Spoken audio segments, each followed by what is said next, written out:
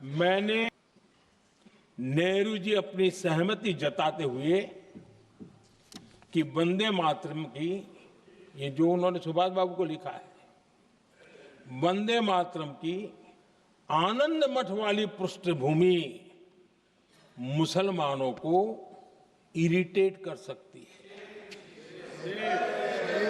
मैं नेहरू जी का कोट पढ़ता हूं। नेहरू जी कहते हैं, मैंने वंदे मातरम गीत का बैकग्राउंड पढ़ा है। नेहरू जी फिर लिखते हैं, मुझे लगता है कि ये जो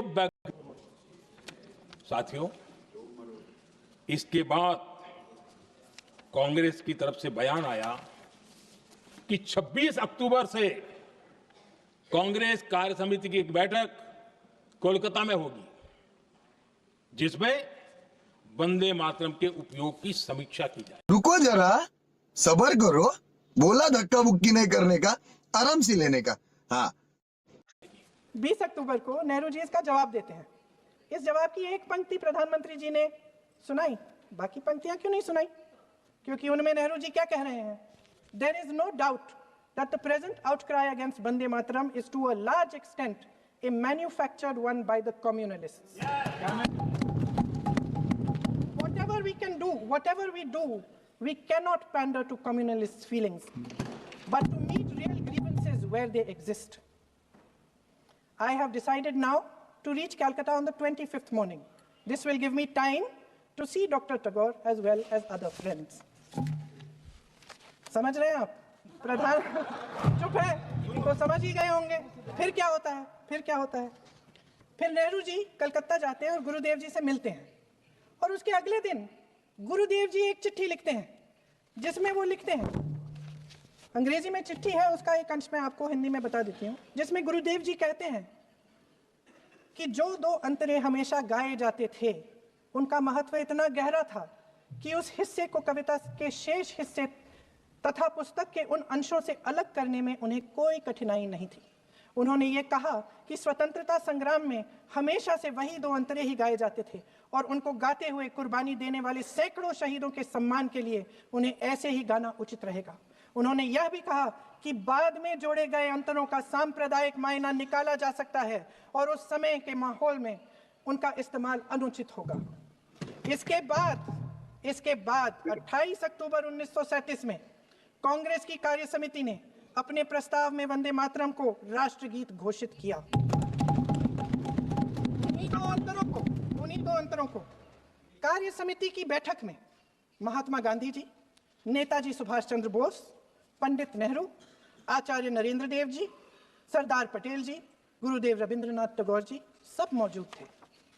इस प्रस्ताव के ये सभी महापुरुष इस प्रस्ताव से सहमत थे। आगे क्या होता है ये भी सुना लूं। बहुत सारे लोग समझते हैं कि 4 दिन में हम हिप्नोसिस सीखे।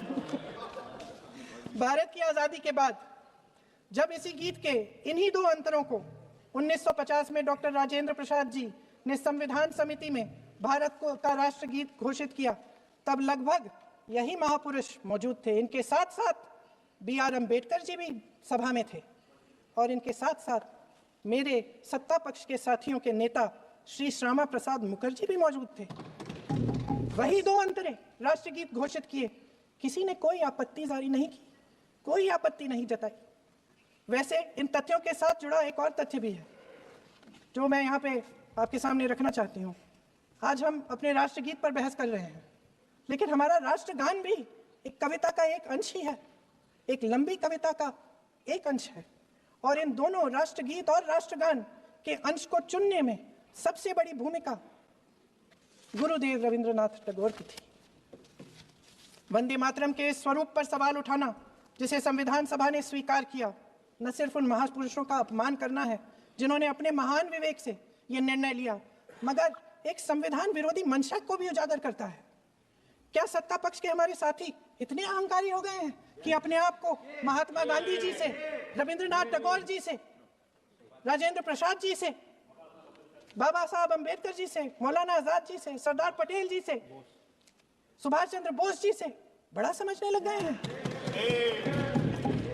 मोदी जी का अपने भाषण में ये कहना कि राष्ट्रगीत को एक विभाजनकारी सोच द्वारा काटा गया, उन सब महापुरुषों का अपमान है जिन्होंने अपना पूरा जीवन इस देश की आजादी की लड़ाई में झोंक दिया।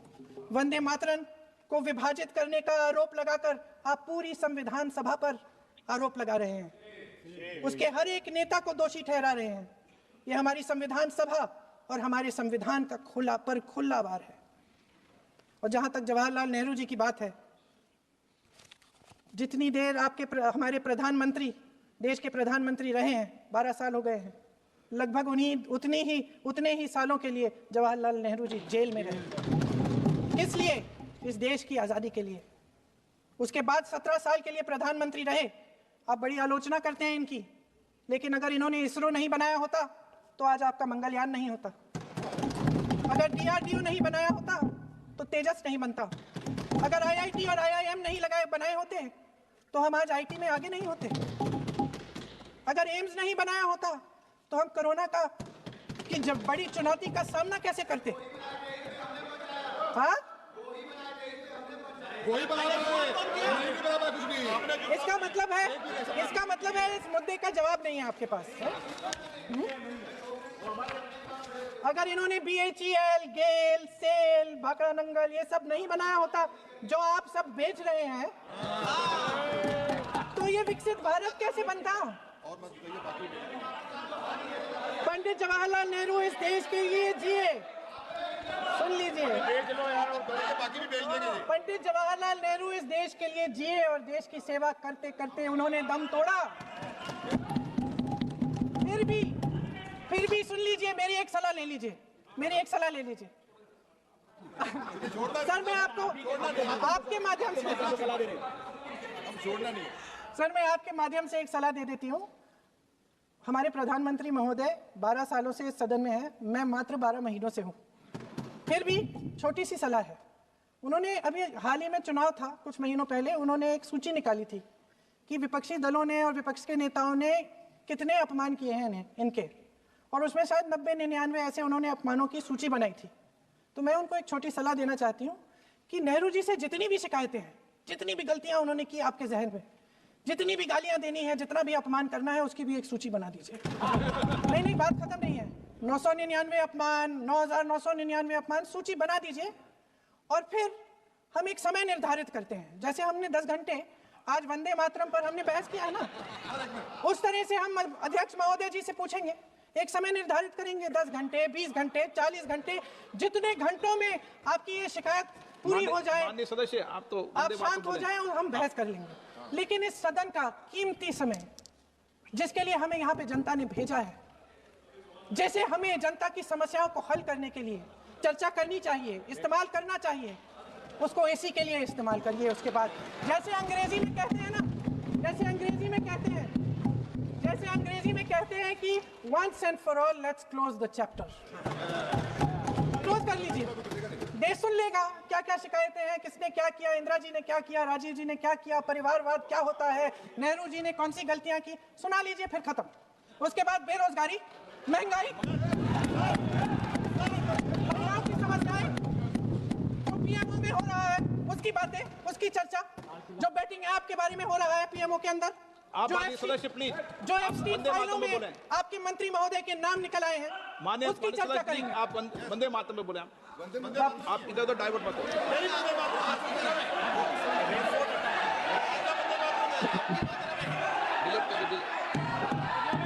क्या हो गया? आप एक मिनट, हाँ क्या हो गया? अंत में चिड़ी गए।